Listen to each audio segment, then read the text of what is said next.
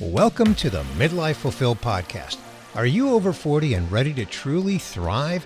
Well, on this podcast, we go deep on ways to thrive across the 5 pillars of midlife: health, fitness, career, relationships, and legacy. I'm Bernie Borges, midlife advocate, life coach, and your host. Subscribe now and get ready to thrive. Nicole and Anne-Marie, welcome to the Midlife Fulfilled podcast. Hey, Bernie. How are you? Hey, Bernie. It's good to see you. It's good to see you both. And I have to say that, this is actually the first time. You're the first time that I'm having two guests on at the same time. Okay. So this is it's a milestone. It's a milestone. I love it. I love it. I love it. And I love what the both of you do. When we first connected, it was like an instant bond. Like we are cut from the same cloth. The two of you co-host the What's Next Gen X podcast. And you say that your mission is to empower Gen Xers to own their next chapter on their terms. And there's so many things that are similar to what I'm doing on the Midlife Fulfilled podcast. So I've really been looking forward to this conversation. So let's begin with the backstory. Like, how did the two of you get to this podcast? Give us the backstory. Yeah, sure. So I'll start, Bernie. So gosh, it's been probably a year and a half ago or so. And my other half, he was laid off, right? And it was, well, actually might have been a little more than a year and a half ago now. At the same time, I was also seeing so many of my former colleagues in the tech space getting laid off, right? And these were good people. These are not slackers, right? These are really good people and teammates. And it was all of a sudden this realization that, oh my gosh, we're in a certain decade, right? We're at a certain point where it might be expensive at work. So easy to, go on the riff chopping block, if you would. And the conversation was, what do you do next, right? Because for many of us, we've been working in corporate for, let's just say 25 years or more, right? And the conversation comes to like, what happens when? What happens if you get laid off? And so I started down this whole path of What's Next Gen X. In particular, I started focusing on a lot of fractional consulting of what are people doing? Because as my other half, he was starting to do fractional. He was trying to figure it out, like everything. How do you start a business? How do you fundamentally do this? How do you learn how to sell your services when you're coming out of corporate, right? All of these conversations came about. And what was really fascinating is as I would talk to people about this, is that it would be like this secret whisper. Oh no, I'm good. Yeah, I'm good here. I've been here for 18 years. Like I just want to ride this out. And then all of a sudden you hear a whisper. But what I'd really like to do is, but what I would love to leave at some point. Like I would love to do this. And listen, we're not telling you to quit your job at any point. We're telling you to figure out and start now and think about what your what's next is. And we like to say on the What's Next Gen X podcast, it's great information and inspiration to help you level up your career life and impact. And the big part of this podcast has been my friend, Nicole Gray. And so Nicole and I used to work together. And about like a year or so into it, I had seen that unfortunately Nicole had gotten laid off from a company that she and I had previously worked at. And I had left the company in advance of the layoff to join another startup. And I'd seen that she had gotten laid off, but I'd also seen that she had been doing a coaching program. And so like I've been following her on LinkedIn and a few things. And I just reached out and I said, hey, Nicole, let's have a conversation. She thought I was here to sell something. I wasn't. It was the idea of how can I help? And she's like, hey, Anne-Marie, did you know that I love to do podcasting and did podcasting for years? And so then the What's Next Gen X podcast was started. And Nicole, you want to take it from that point? Because I think that's where it really started to blow up a bit. Yeah. Yeah. And she always teased me about that. I did not think she was selling me something, Bernie. Salesperson by nature. I get it. Right. Yeah. So before I dive into that, just real quick with my backstory, true Gen Xer. I knew I was going to college from the womb, oldest daughter, rule follower. So, went to college and ironically enough, my background was broadcasting. So, always thought I did a little local TV news. That didn't work out. My parents said, get a real job, got into, SaaS companies, tech, that whole nine. And like Anne-Marie was saying, like a lot of us 20 plus years in the business and, with the company that we were working at, managed teams and then got laid off. And it was like, what just happened? So, and again, like I always tell people, I'm not naive to getting laid off. I know how business works. All of us know how business works. And it's not even this couldn't happen to me. It's just when it happens, you're like, what? Because, I equate it to dating somebody you don't care for and you're going to break up with them, but then they break up with you first. So it just didn't fit because it was like, wait a second, I was going to leave you. You can't leave me. So, that's how a lot of Gen Xers feel. But I knew, honestly, Bernie, right off the bat that I was not going back to corporate. The thought of putting together a resume honestly made me ill. And the thought of sitting across with somebody asking me, what do you want to do the next 5 years? That was just not going to happen. So when Anne-Marie reached out, I remember we said, we're going to have a short conversation. I think we talked for like 3 or 4 hours and we did it for like a week stretch. Yeah. Because we just got it. We knew that the pain was out there. And that was the biggest thing. Like she was saying, that whisper of what's next, or, well, I've always wanted to do this. And I was one of those too. And, my nature of always helping, it was easy to go into coaching. So with the what's next Gen X, kind of applying that. But I think our biggest thing is everybody has this thing of, I've always wanted to do this, but I didn't. We find most people got into a career that wasn't the career they wanted. They kind of settled. So, I think it's a blessing that we're having these, not only we're having these conversations, and Bernie, you're having these conversations, but we're really in tune to Gen X as far as like, you know what? I got some time, because even though we know retirement's right there, nobody's really having those conversations because it's one of those things where, like, for me, I have a 4th grader. I'm not looking to retire anytime soon. Or I have, people have older parents, whatever their situation.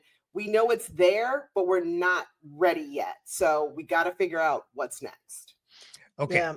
Now, as you know, my platform is the 5 pillars of life, right? Mm-hmm. Health, fitness, career, relationships, and legacy. Obviously, career is that middle pillar, right? Yeah. So there's 2 in front of it and two after it, but it's humongous. We spend most of our waking life in our careers. And you both said something in kind of similar words, and that is that people in midlife, when they get laid off, which seems to be more common than uncommon these days, they think about not only what's next, but what's next that I really want to do. So let's unpack that, because I hear that all the time as well. Like I said, when we connected, we bonded like instantly because I'm hearing the same thing. So unpack that, like as you are interviewing people on your podcast, that whole topic of like, I really want to do something else that I'm passionate about. Well, the first part is what's really interesting in midlife. And I know you see this too, Bernie, especially for Gen Xers. We were brought up in this work culture. Nicole alluded to it. We were sold this exact program. You go to college, you get a job, then you go back and get your MBA, and then you get a better job, and then you get another title, and you get another letter before your title, right? And all these kinds of things. And you followed this plan. And now what we're seeing is that Gen Xers are starting to think about, okay, what do I want to do? How do I take this into my next phase? Because we're not ready to retire. We're not, and even retirement doesn't look like it would for our parents. There's no rocking chairs involved, right? And especially with just finances and everything, it's a very different world. When we speak to many of these Gen Xers, the first thing they do is they describe their title and their corporate pathway, right? And then you sort of break it down and say, okay, what do you really like about your job? What's the information that you're using at your job? How do you synthesize your knowledge? How do you break it down? And then they start thinking about, like, are my skills transferable, or am I a corporate level 5 logistics coordinator, manager, director, whatever it is, right, for life? Like, is there really another market out there? They start to think about, like, what do I have? For many Gen Xers, we've been so ingrained in this corporate job description path and annual review that it's such a limitation on our thoughts. And that's where Nicole and I really dig in, and we call them out and we say, you are more than just your job title. You know more than you think. And now is the time for us to help them see the possibility that they have. We have one gentleman that actually left his corporate job at a very large tech company and now runs a coffee shop, right? And a whole coffee business. And you don't think of those as an engineering skills as instantly transferable, but it's like, this is all of a sudden what he wanted to do.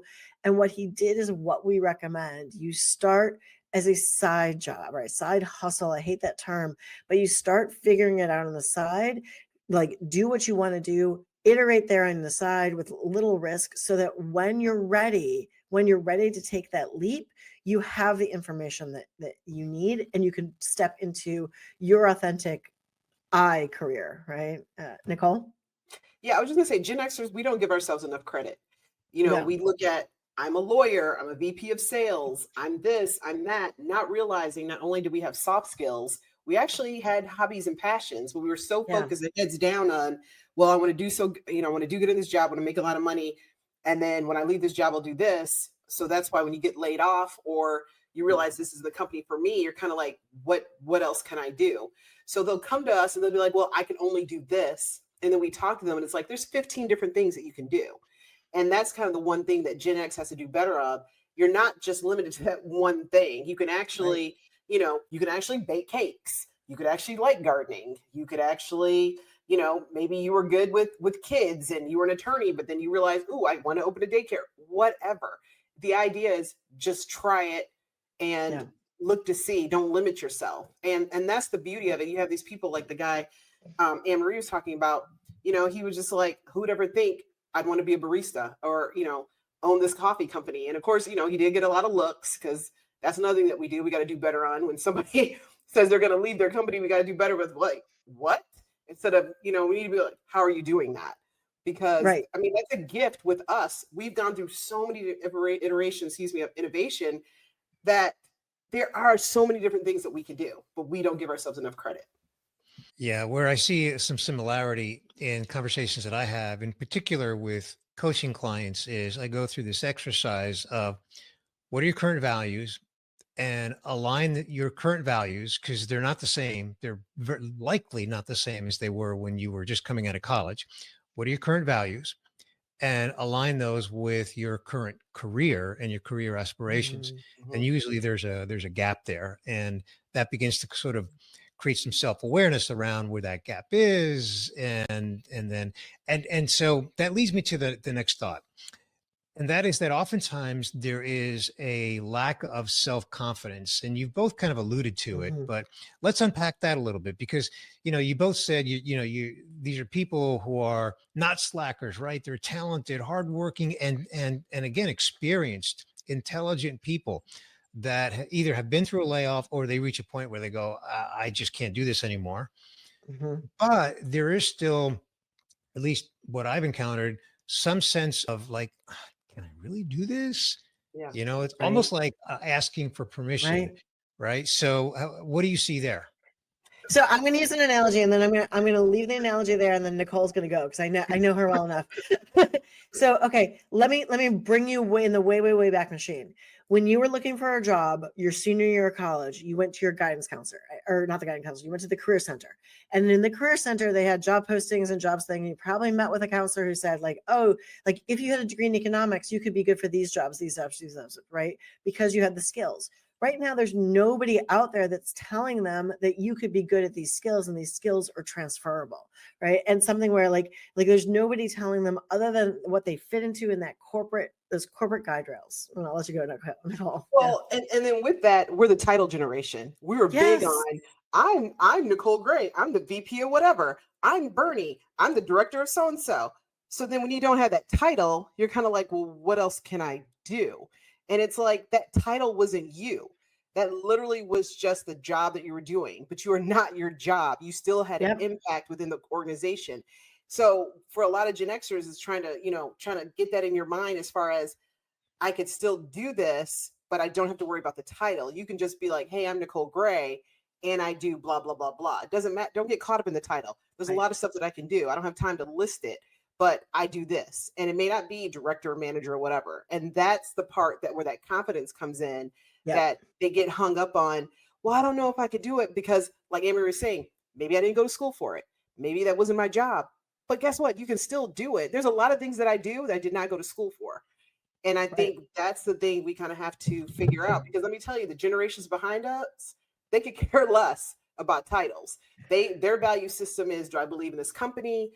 Is it going to make me happy? Like money isn't in their even top 5. Whereas for us, we were always told by our parents, and I love them because boomer parents, it was big for them with money and all that.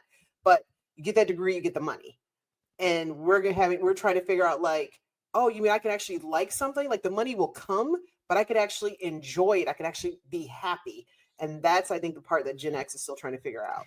Yeah. And let me add one more thing on that is that I am a firm believer in the phrase start before you are ready.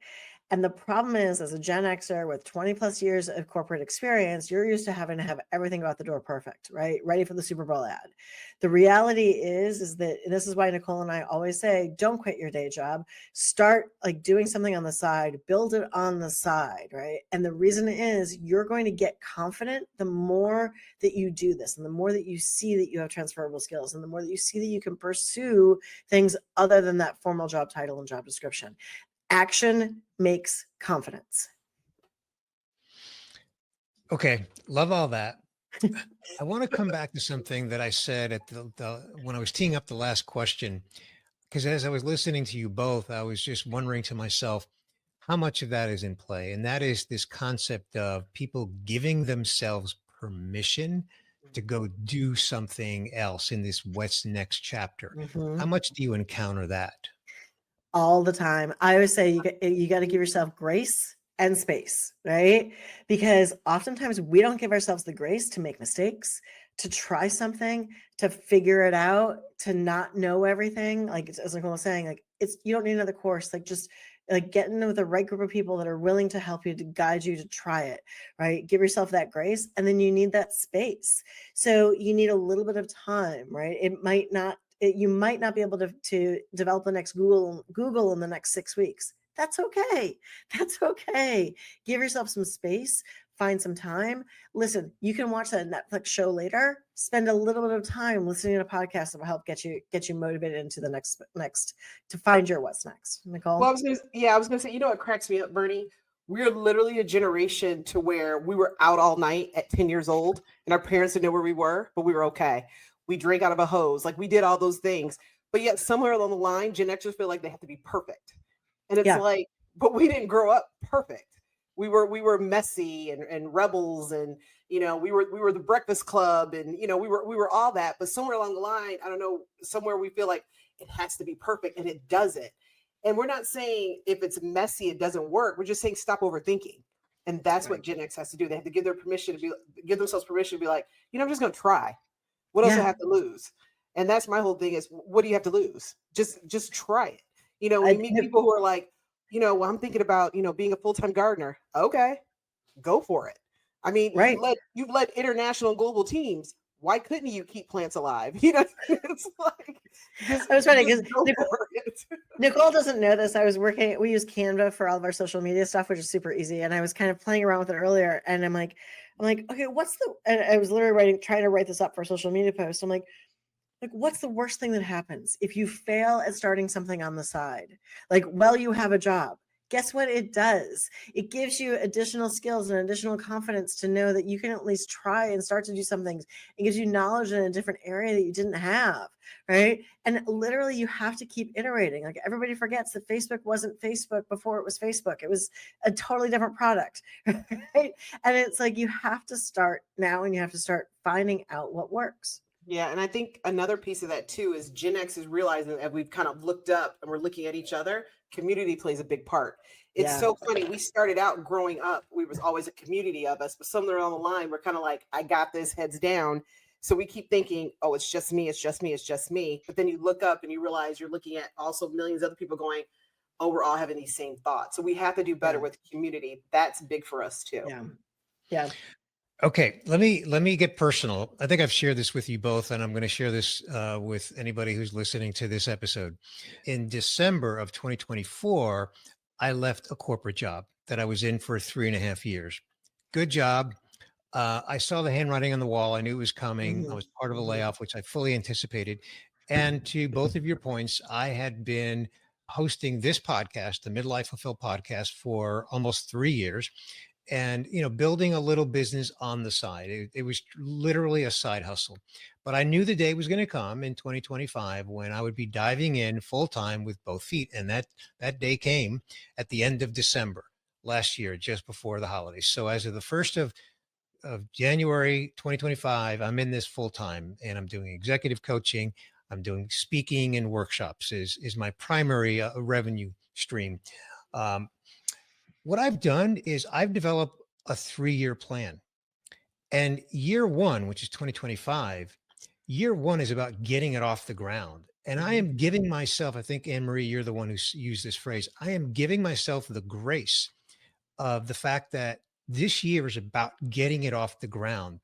And what that does is it, to use a phrase I used earlier, gives me permission to do the activities that I need to do to get the business off the ground Mhm. so that in 2026, it's positioned for what I envision it to be in 2026 and positions me to be where I envision the business Mhm. being in 2027. Mhm. So the point I'm getting at is that I recognize that, and Marie, I think it was also you who said, you're not going to build the next thing in 6 weeks.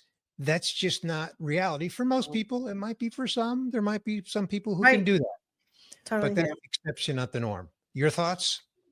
Well, if you ever watched a cooking show, they show you they put everything in the bowl and they come up and it's like, voila, here it is. That's not real life. It's messy. You're throwing stuff. You're trying to figure it out. Is it the right recipe and things like that?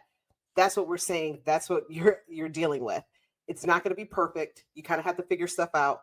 Like you, Bernie, my first year of my coaching, it was, you know, I was very realistic. I didn't go into this going, oh, I'm going to be a millionaire. I'm going to have this so-and-so masterclass. It was just put it out there and see what happens. I got 4 clients my first year. You would have thought I had 10,000 clients because when I got that first client, it was like, oh, now we're cooking. Again, very realistic. But the idea is I put it out there. And I think that's the thing as Gen X. You just have to put it out there. And we're still tinkering, even with what's next Gen X. We're still behind the scenes of the cooking show, figuring out the flavors, what we're putting in the bowl. Does this work? We don't like this. And that's okay because it's going to get to that point where it's just right to where we do say, voila, here's the cake. But in the interim, Right. we're going to have some test cakes and that's okay. Yeah. And we're gonna have some fails, right? And it's Yeah. the idea that we just keep iterating. And I'm just like I always keep pressing on Nicole. I'm like, okay, what's the problem we're solving for? Like, how's our ideal client gonna respond to this? Like like when I pitched What's Next Gen X, I really like laid it out as far as who's our ideal client, what are they struggling with, what are they looking to do? And you have to keep thinking that way. You also have to keep thinking, there's a great book about it, like 10x is greater than 2x. And it's the idea of you have to keep thinking bigger. So Bernie, I love that you've got a 3-year plan because sometimes people are just thinking, they're thinking too small. They're thinking like, oh, I just need to get my first 4 clients. Well, no, girl, like I want to get you bigger than that, right? But it might not be overnight. And the idea is if you're on social media, you're not going to see a lot of Gen Xers talking about this, right? This is the other thing. And there's not a lot of midlifers that are saying, you got to be smart. You got to start figuring out how to build whatever it is you want on the side, whether it's ready for fractional consulting so that when you get that December 31st notification, right, you're ready to go in your industry, whether it's your gardening business on the side, whether it's coffee, whether it's a podcast, coaching, whatever it is. But you need to lay the groundwork now and start before you're ready.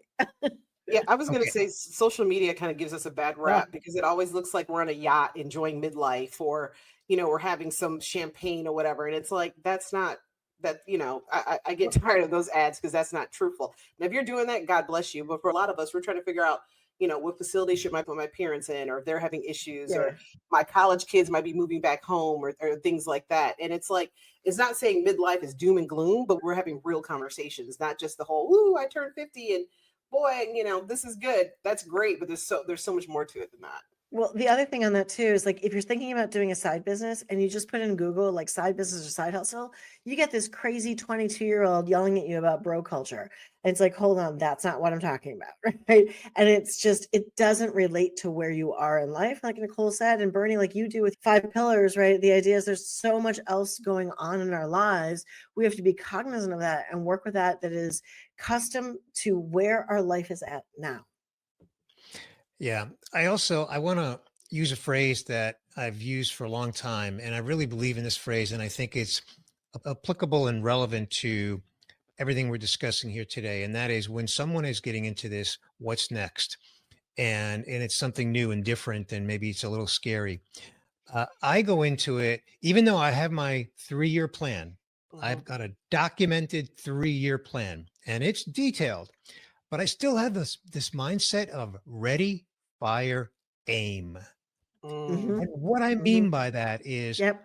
once I'm in there, or to your point, putting myself out there with the services that I'm marketing. Once I'm out there, that's ready. So I'm out there. I'm out there Mhm. with it.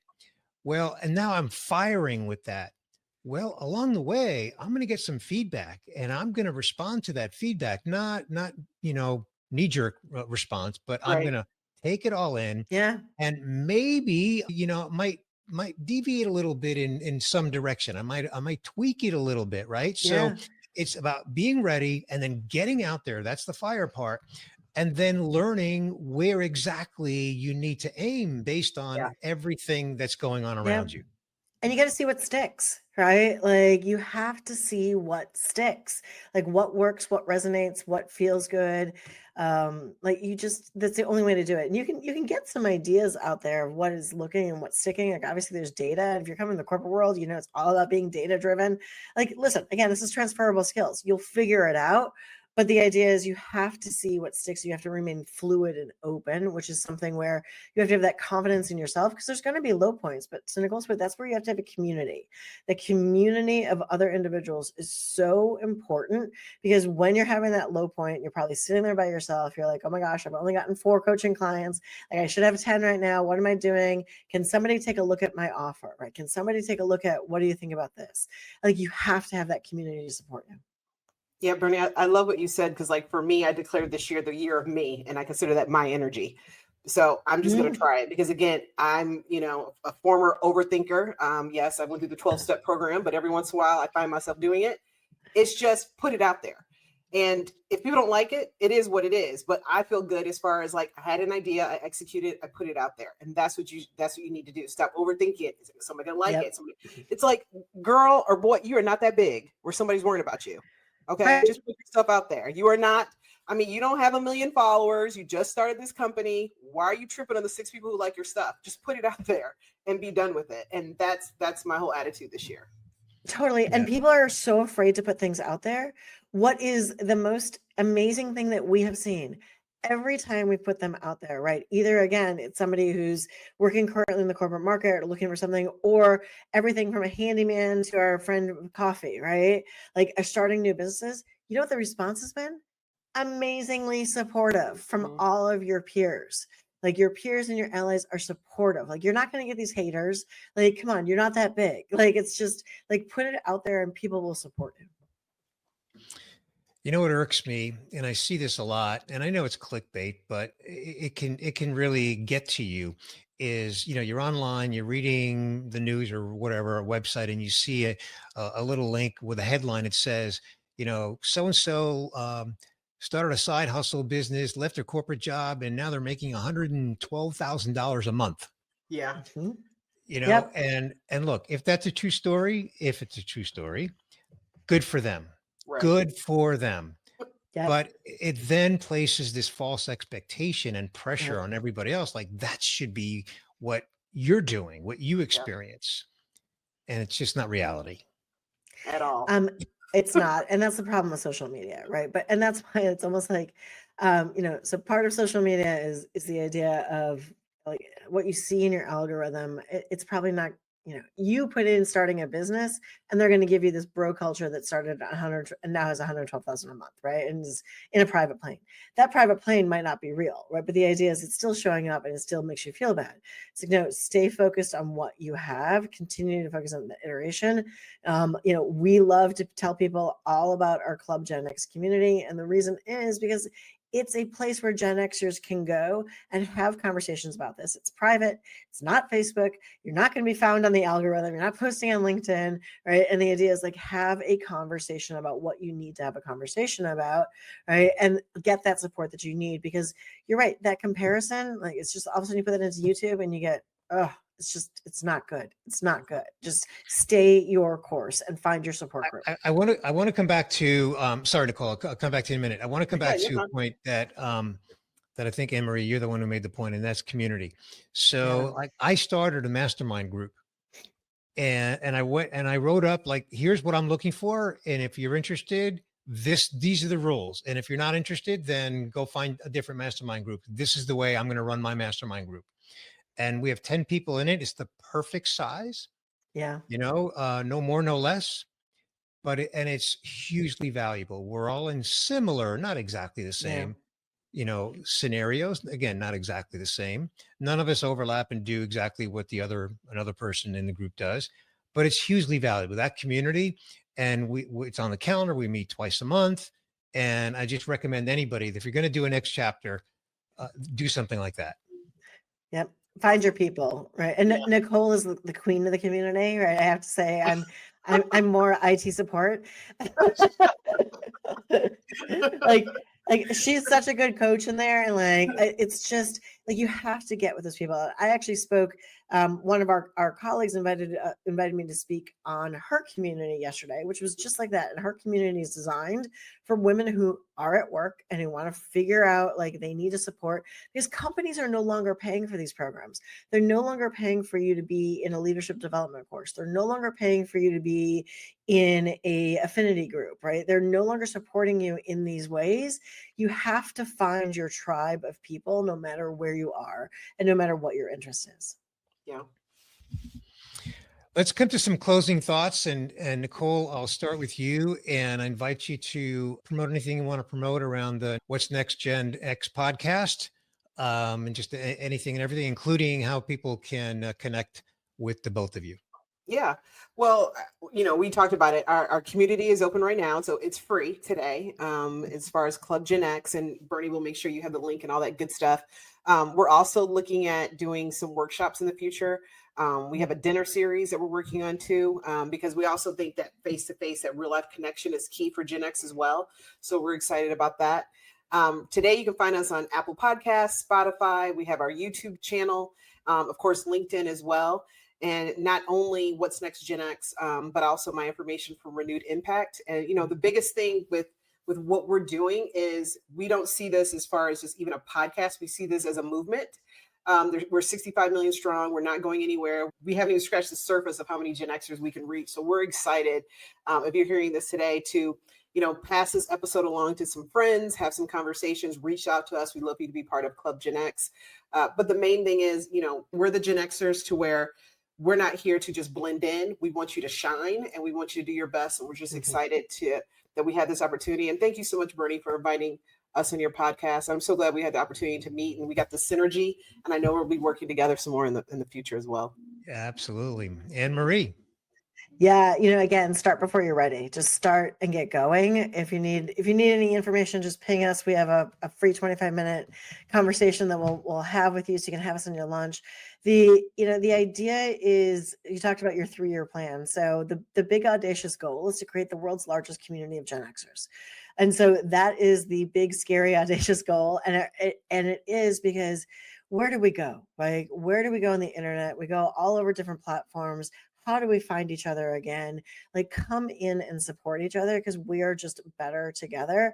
And we want to help you find your next dream, find your next motivation, find your next fulfillment and happiness, right? And everything that we do. We also recommend listening to Bernie's podcast episode on the What's Next Gen X podcast, because we loved having a conversation with Bernie. And just, come in and hang out with us and join us, and it'll be great fun. Fantastic. Thank you so much, both of you. So I will include in the show notes a link to your website, as well as both of your LinkedIn profiles as well. As I've said, I think twice so far in this episode, from our very first connection, we bonded instantly. We've got a ton of alignment. I love what you're doing and the value that you're delivering to the world. And let's just continue to do that together and collaborate wherever we can and get this message out there. And again, thank you so much to the both of you, Anne Marie and Nicole, for joining me for this episode of the Midlife Fulfilled podcast. Thanks, Bernie. Thank you, Bernie.